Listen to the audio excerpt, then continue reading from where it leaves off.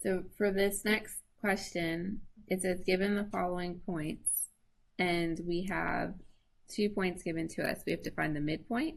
We can use the graph if we want to graph those. So if I went to -2, 4 and to 6, 2, this is what my graph would look like. This is A, this is B.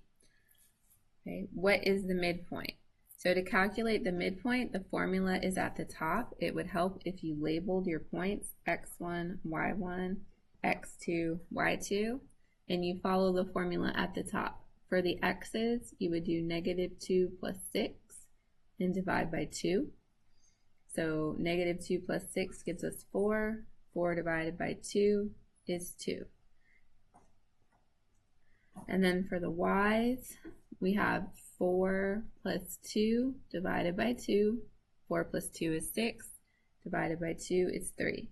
So when we write our answer, we write it as a point. A lot of people didn't put the parentheses around it. You have to put parentheses around a coordinate point. So our point is 2, 3. Okay, then the distance formula, round to 2 decimal places if needed. So for this one, you could have done Pythagorean theorem. So if we go up to the picture and we make a triangle, this would be our triangle. We would be solving for C. This distance is 2, and this distance is 8. So we can use this as A and B, and we can do Pythagorean theorem. So I could do 2 squared plus 8 squared equals C squared. So 4 plus 64, which is 68.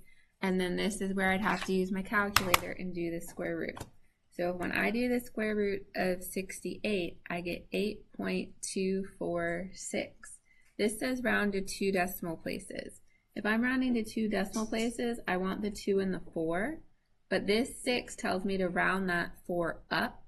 So it should be 8.25 is my rounded answer.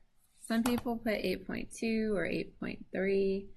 You're close, but you really should have rounded correctly for that one. Okay, if you did distance formula instead, you could use the formula that was at the top, and your setup should have been x2 minus x1 squared, and then plus y2 minus y1 squared. Inside the parentheses here, we would get 8. Inside these parentheses, we get -2, and then we're squaring, and we get 64 plus 4, which gives us the square root of 68, which is the same answer, 8.25.